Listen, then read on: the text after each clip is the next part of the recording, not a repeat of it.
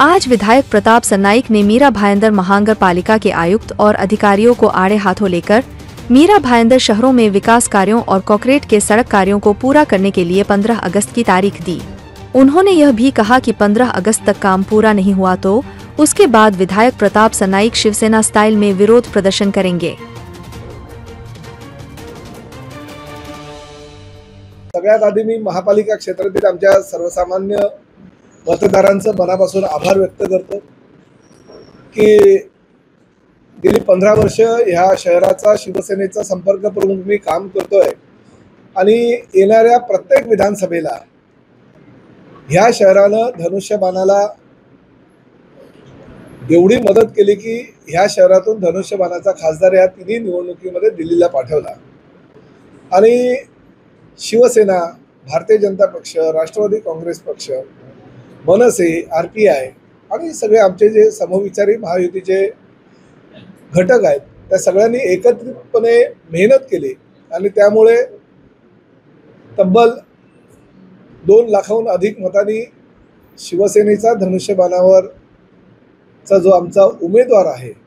नरेश म्हस्के यांना दिल्लीमध्ये आपण पाठवल्याबद्दल सगळ्या मतदारांचं मी मनापासून या शहराचा शिवसेनेचा संपर्क प्रमुख म्हणून आणि मुख्यमंत्री एकनाथ शिंदे यांच्या वतीनं मी आभार व्यक्त करतो की त्यांनी आमच्यावर जो विश्वास दाखवला तो विश्वास सार्थ करू आणि पुढील 5 वर्षाच्या कार्यकाळामध्ये या मीरा भाईंदर शहरामध्ये जास्तीत जास्त विकास कामं आम्ही आमच्या खासदार आणि आमदार म्हणून मी असल्यामुळे जास्तीत जास्त मोठ्या प्रमाणात तो विकास करू। आज महापालिका आयुक्त संजय काटकर यांची भेट आम्ही सगळ्या शिवसेनेच्या शिष्टमंडळाने घेतली। आमचे सर्व पदाधिकारी आणि नगरसेवक नगरसेविका उपस्थित होते। प्रामुख्याने शहरामध्ये जी विकास कामं चालू आहेत मुख्यमंत्री एकनाथ शिंदे साहेबांनी ज्या पद्धतीने ह्या निधी मीरा भाईंदरला दिला आणि त्या निधी जो दिल्यामुळे विकास कामं 3000 कोटी रुपयाची चालू आहे, परंतु बरीच कामं जी आहे काही अडचणींमुळे बंद पडली आहेत, तर काही कामं सुरुवात झालेली नाही, तर काही कामं सुरुवात झालेली आहे परंतु संथ गतीने चालू आहे। बाकीची विकास कामं तर होत राहतील, परंतु शहरामध्ये प्रामुख्याने रस्ते जे खोदून ठेवलेले आहेत त्यावर फारच मुख्यमंत्री सुद्धा आक्रमक झाले होते। त्यांनी 3 वेळा आयुक्त श्री संजय काटकर यांना फोन केला आणि ही कामं पावसाळ्यापूर्वी करायचं सांगितलं होतं, परंतु अद्यापही काही कामं बऱ्याच अंशी कामं ही पूर्ण झालेली नाहीत। आज आयुक्तांकडे त्या संदर्भात बैठक झाली आणि या बैठकीमध्ये प्रामुख्याने रस्ते, बाळासाहेब ठाकरे कलादालन, इंदिराबाई बाबूराव सरनाईक कॅशलेस हॉस्पिटल जे चालू झालेलं आहे, उद्घाटन झालेलं आहे, परंतु अद्यापर्यंत जशी पाहिजे तशी सेवा रुग्णांना त्या ठिकाणावरून मिळत नाही।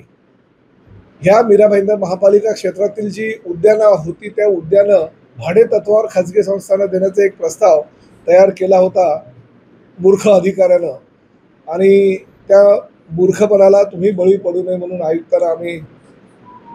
आज सुनावलं। तर ही जी विकास कामं चालू आहे ती कुठल्याही परिस्थितीत थांबता कामा नये आणि त्या विकास कामांना निधी शासनानं कमी पडू दिलेला नाही, परंतु महापालिकेच्या प्रशासकीय अधिकाऱ्यांच्या दिरंगाईमुळे जर ही कामं थांबत असतील तर आम्ही कुठल्याही परिस्थितीत थांबणार नाही। आम्ही डेडलाईन दिलेली आहे। घोडबंदर किल्ला, छत्रपती शिवाजी महाराजांचा पुतळा, बाळासाहेब ठाकरे कलादालन आणि ज्येष्ठ निरूपणकार यांच्या नावानं होत असलेली वास्तू